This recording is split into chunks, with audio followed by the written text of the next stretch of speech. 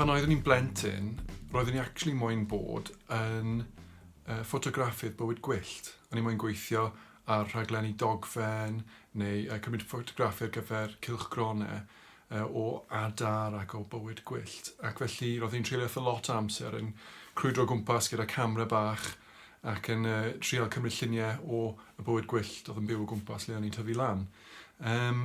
Ac bod fi ddim wedi gwneud cymaint hynny gyda ffotograffiaeth ers i fi mod yn blentyn, dwi'n meddwl nath e'n bendant dechrau rhyw fath o sbardun i mi yn y myd creadigol.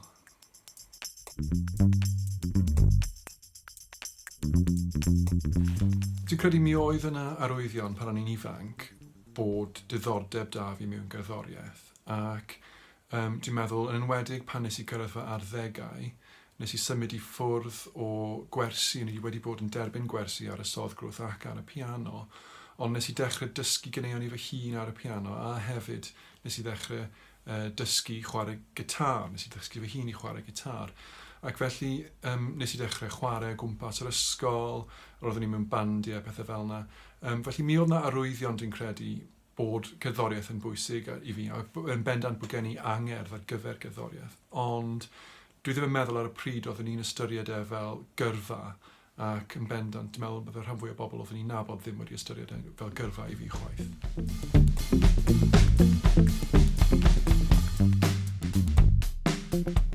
Dwi'n meddwl dath diddordeb yng ngherddoriaeth yn bennaf o fy rhieni, dwi'n meddwl. Roedd dad wedi dysgu hun i chwarae lot o offerynnau gwahanol, gan gynnwys y squeeze box, y gitar a'r organ gig. Ac nawr ac yn y man bydde fe'n torri mewn i gan rhywle o gwmpas y tŷ, a bydden ni'n gallu clywed e'n chwarae gitar neu'n canu. Oedd mam hefyd yn chwarae piano, ac oedd piano yn y tŷ trwy'r amser hefyd. Felly, bydd lot o offerynnau o gwmpas y tŷ. Ac dwi'n cofio hefyd diddori yn y casgliad recordiau dan o gwrando i'r recordiadau, ac hefyd gwrando ar y radio. Ac wedyn pan nes i bwrw fy arddegau, roedd diddordeb mawr da fi wedyn mewn cerddoriaeth pop, cerddoriaeth rock. Roedd i wir yn hoffi bandiau gitar, ac nes i ddechrau dysgu gitar pryd hynny. Felly, yn bendant, dwi'n meddwl, cyfuniad o dylanwad fy rhieni a dylanwad just diwylliant cerddoriaeth pop nath fy nyddori yn y gerddoriaeth yn y lle cyntaf.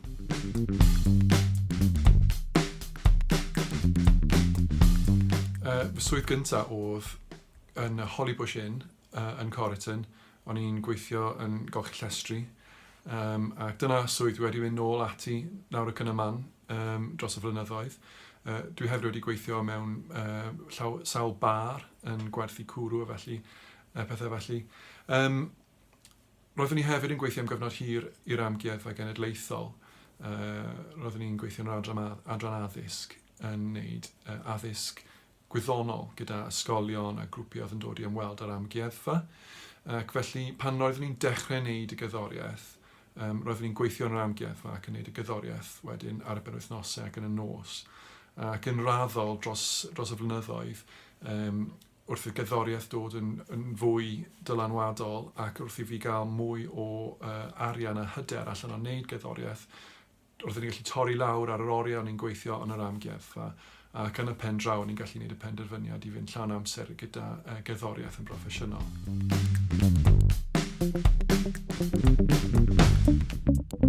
Dwi'n meddwl bod y siwrne addysgiadol dwi wedi wneud wedi bod yn eitha amrywiol ac falle un eitha anarferol. Nes i gradd mewn sywioleg ym Mhrifysgol Bryste ac roeddwn i dal yn diddori yn gwneud ffotograffiaeth a ffilm wedi seilio ar bywyd gwyllt a bywyd natur. Felly roeddwn i'n meddwl byddwn ni'n astudio sywioleg mwyn helpu gyda hynny. Ac ges i amser gwych yn wneud hwnna.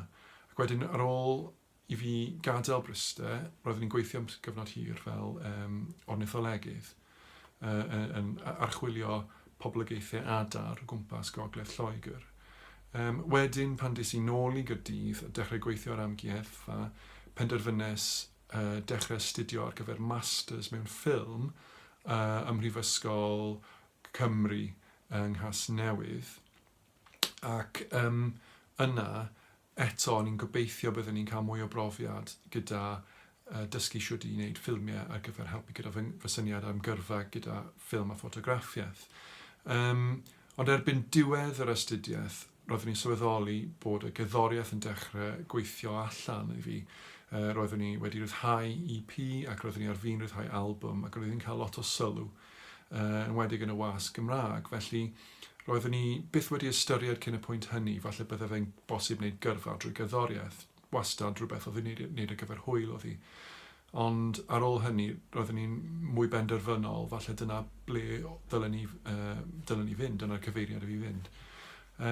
Felly dechreuais i perfformio a nes i ddim dilyn mlaen gyda fy addysg yn ffilm i fi graddio gyda'r masters. Ond yn ddiweddar, dwi wedi bod yn astudio ar gyfer PhD doethuriaeth mewn cerddoriaeth a pherfformiad gyda Prifysgol De Cymru. Dwi wedi bod yn adeiladu cydweithrediad creadigol gydag artistiaid yng Ngogledd Ddwyrain India. Wedi bod yn teithio nôl amlaen i Shillong yn Meghalaya yn India ac yn gweithio gyda cerddorion draw fyna i astudio ac i ymateb i hanes sy'n cysylltu Cymru a yr ardal yna o India.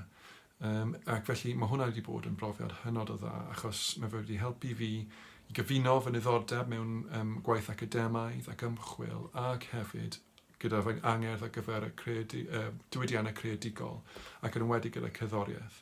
Ac roedd creu cerddoriaeth yn rhan bwysig iawn o'r doethuriaeth. Felly mae hi'n bosib i astudio ac i aros yn academaidd ond hefyd i wneud rhywbeth creadigol dyddiau yma. Ac mi oedd hwnna'n brofiad wych.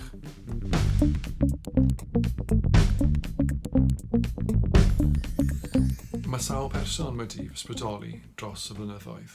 Dwi'n meddwl yn bennaf, y peth dwi'n teimlo sy'n wedi dylanwadu mwy arna yw y teimlad bod yna gymuned creadigol a mod i'n rhan o'r gymuned yna. Dwi'n meddwl bod e'n gallu bod yn rhywbeth sydd yn gallu gwthio chi i geisio'n fwy caled, gweithio'n galetach ar eich celf. Mae fe'n hefyd yn ffynhonnell o gymorth, dwi'n meddwl. Yn wedig, mae'r diwydiannau creadigol gallu bod yn eitha unig, yn wedig os ydych chi'n gweithio just ar eich gwaith eich hun.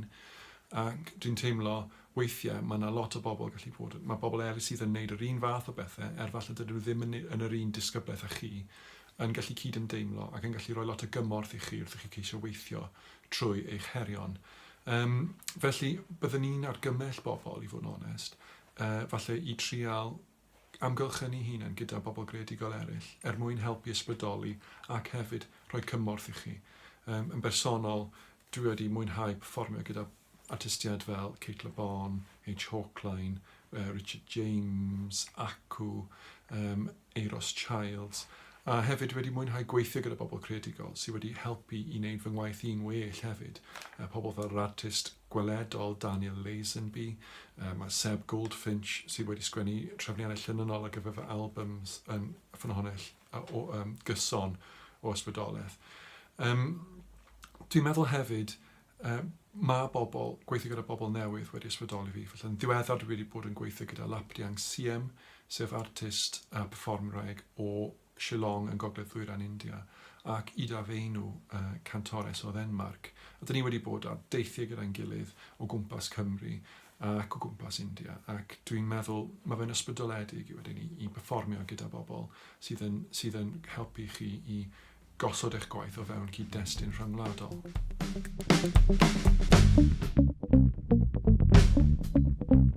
Dwi'n meddwl, i fi yn bersonol, dwi'n meddwl yr ysbrydoliaeth dwi wedi cael wrth gweithio gyda bobl newydd yw i trial gwella'r hyn dwi'n neud yn fy marfer creadigol fy hun.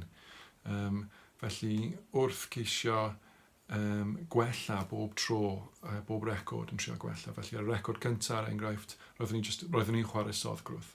Ac felly roedd y trefniannau llynynol ar y record yna yn tueddu i fod yn eitha syml, ac oherwydd fy ngallu i ar y soddgrwth. A hefyd, dwi'n meddwl hefyd, roedden nhw ddim mor broffesiynol a byddwn ni wedi hoffi. Felly, ar gyfer yr ail record wedyn, es i ati i weithio gyda Seb Goldfinch a i drefnu trefniad llynynol ar gyfer y Mafron String Quartet. Ac wedyn nath hwnna godi safon y record yna yn hermerllyn yna lan I lefel lot fwy proffesiynol. Ac felly oedd yn ysbrydoledig iawn I mi I weithio gyda Seb a'r Mawfron String Quartet. A nath e gwthio fi I wella y ffordd o'r ni'n sgwennu a hefyd y ffordd o'r ni'n chwarae ar y gitar. Felly, dwi'n meddwl, os ydych chi'n gallu ffeindio bobl sydd yn gallu helpu chi I wella ar eich gwendidau, sydd yn gryf lle ydych chi'n wan, yna mae hwnna'n meddwl bod nhw'n mynd I fod yn hwb mawr i'ch ymarfer greadigol chi ac yn mynd I helpu chi ddysgu mwy ac I wella fel artist.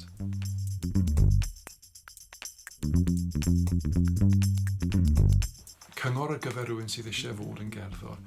Wel, mae fe'n gyrfa hynod o wrbrwyol a mae fe'n gystadleuol iawn. Felly, be byddwn ni'n awgrymu yw eich bod chi'n treulio amser yn dod I nabod eich hun fel gerddor. Pa fath o gerddor ydych chi? A pa fath o gerddor ydych chi eisiau bod?